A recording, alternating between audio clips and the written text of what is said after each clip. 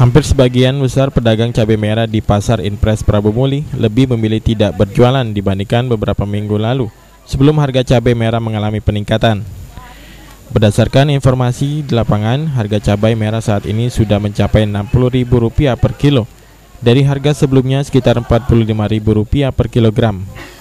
Kenaikan harga cabai merah ini sendiri disebabkan sejak beberapa hari terakhir sebelum Hari Raya Kurban.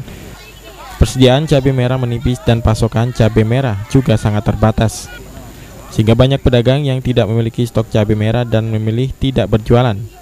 Bila kondisi harga cabai stabil, rata-rata setiap pedagang mendapat pasokan sekitar 10 kg, namun saat ini hanya 2 kg. Meski harga cabai merah tergolong mahal, tingkat pembelian konsumen masih tinggi, seperti para pemilik rumah makan yang tetap harus membeli cabai merah sebagai kebutuhannya. Anton, PAL TV.